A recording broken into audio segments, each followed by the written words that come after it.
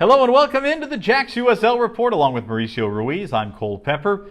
A lot to get to here as we get closer to the start of the Women's World Cup. Some big news in the USL Championship and a big retirement announcement as well. Let's start with this big movement coming up. The head coach of the Tampa Bay Rowdies, Neill Collins, taking a trip across the pond. He will go to Barnsley in League One in the English Football League. And you see his success. 97 wins, 45 losses, 34 draws, all kinds of postseason honors as well. Mauricio, what does this say about the level of coaching in the USL Championship right now, that you have somebody going from the second division of coaching in the United States to the third division in England? Yeah, we've talked a lot about the quality of the league and the quality of play, and certainly that affects and that transitions into the quality of coaching as well. Often we talk about the quality of league as far as players go. But this is a league for coaches as well. It's a league for coaches to establish themselves and make something out of their career. So Neill Collins, we know him as a player. We used to do his games back in the day when he was a good center back. And he transitioned really well into the coaching career. And the fact that he's now taking in a young coaching career, but look at his accolades. He's had a lot of accolades already. To be able to transition into the English football, European football, says a lot about the opportunities in this league, not just as a player, but certainly as a coach also. USL Championship continues to rise in terms of its regard around the globe.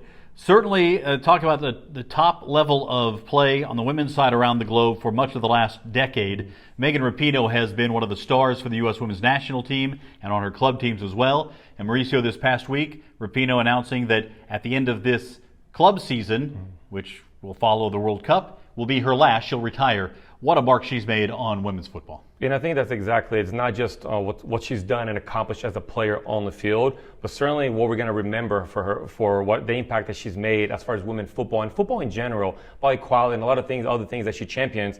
Should be remembered for her iconic, post-goal celebration in the World Cups. So we hope that she has a great kind of farewell party on this World Cup, because should be remembered in women's football for a long time. And Ballon d'Or winner as well, and a chance to put another star on that U.S. jersey for Rapinoe and the rest of the United States. So let's take a look at the schedule coming up in the group stage for the U.S.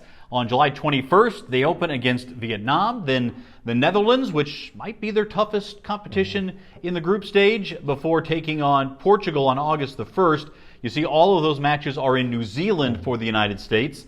The competition being held in both New Zealand and Australia. How do you size up the U.S. in the group stage? Well, and I think this is an interesting group, because you would expect everybody to be Vietnam, right? So there's going to be really a three-team group. But that U.S.-Netherlands game, it becomes about who comes out in first place and who catches the second place of the other group. And if the U.S. doesn't beat Netherlands and Portugal, they might be facing the best place of another group, which might be England, might be Germany, or even Spain. So that's a deciding game in this group for the U.S. Certainly not a walkover group at all. You mentioned Vietnam would be the fourth pick by everybody, but we'll see how the U.S. can do trying to get another championship, the defending World Cup champions. All right, speaking of women's soccer, of course, we are getting down the road as the JaxUSL and the USL Super League get set to launch next year. The following season, JaxUSL will be playing, and you can get your season tickets locked in right now. Just a $25 deposit. Go to JaxUSL.com and put your deposit down and secure your spot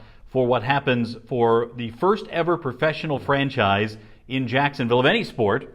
And it's going to be a huge opportunity for women's soccer here in town. Well, especially, we're just talking about the World Cup and just really the evolution and the interest of women's soccer around the world. It's really not just in the U.S. So the fact that we can capitalize that and feed off of the World Cup, hopefully another title for the U.S. and then get that 24-25 launch for the Super League, I think it's going to be really exciting for soccer in general in this country with everything that's happening in the next couple of years. But hopefully our girls will bring back a trophy. And as we talked about, it is a fall to spring league for the USL Super League, so that's going to be something that will align with the FIFA calendar. Big benefits there for a lot of reasons. We'll talk about that as we get down the line. All right, time now for Mauricio's Corner as we take a closer look at what's happening around the USL Championship. Let's take a look first at some of the results from this past week, and a couple of games really jump right out at you, Mauricio.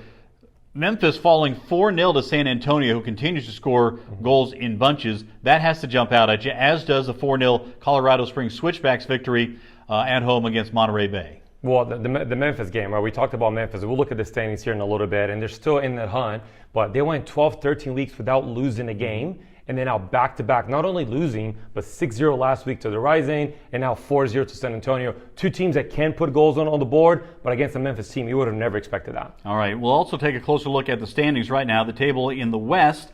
And again, Sacramento Republic continues to lead with 34 points, with El Paso and San Antonio just 3 points behind. And look at the goal differentials here. You talk about Sacramento Republic. They've been around 18-19 here for a while, but San Antonio is really starting to make a charge here in terms of goal differential. That could come down to play when you get down to tiebreakers at the end of the year. When you look at Sacramento and San Antonio, if you had to label what kind of identity they have as teams, they're a defensive team. They don't give up a whole lot, but they're scoring tons. So there's a lot to be said about the way they play, but you just look at those top four, and Colorado with a big win, and we just talked about here, climbing to the top again, and he just squeezed this nice and tight. Not a lot of room for error up there. Yeah, you're talking about 3 points separating the top three, and then just another 3 as you get back down to where Colorado Springs sits.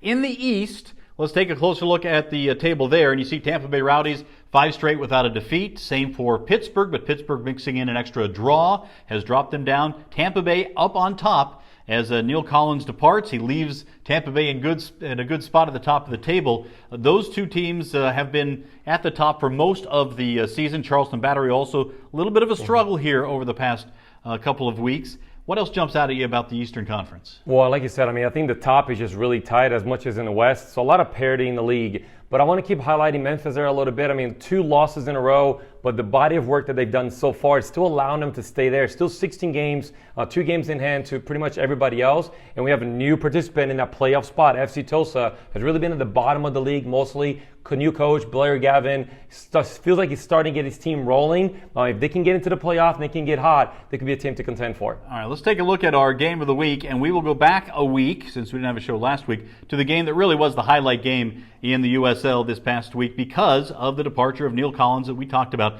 The farewell game as Tampa Bay playing at home, taking on the Oakland Roots, and boy, this was one you could feel the passion and the energy from the Rowdies on the pitch. Yeah, it was a party-like atmosphere, right? Tampa Bay is just a great place. They've done a great job with their fans, and their stadium is just wonderful where they are. But this isn't a case that the coach is leaving and there's a bad taste in their mouth. They're proud of him. They're happy for him. It was a celebration night, and certainly the players were going to do everything. That the last memory was of him winning, and they certainly did that. And no one better than no one better to do that than Kyle Jennings. But I wanted to take a look at how Tampa are in the back, in the back half and in their defensive half. They're a slow, they're a pragmatic team, but when they get into the attacking half court, look at all their forward players. They're on the last line. Kyle Jennings making a run to the near post. I'll tap in. Now, I'll watch Kyle Jennings in his UCF days as a college player. These were 90% of his goals. Inside the 6, near post runs, young players, young forwards. If they want to learn how to score goals,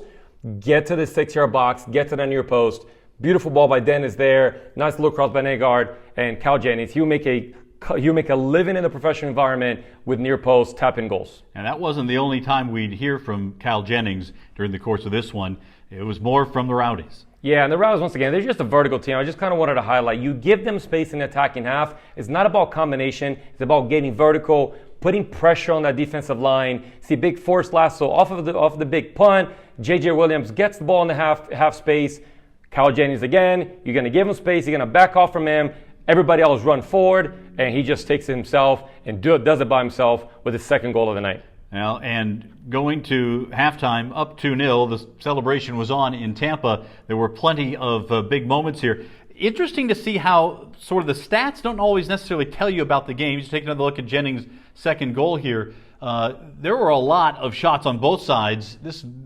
You would look at it and thought, hey, this maybe is going to be a game that was going to be a high-scoring game on both sides. Yeah, this is a back-and-forth game. I think everybody just threw caution to the wind here. See Jennings again playing on the last line, level the ball to J.J. Williams, playing more as a 10, as a false 9. He really should have had a goal into the books here.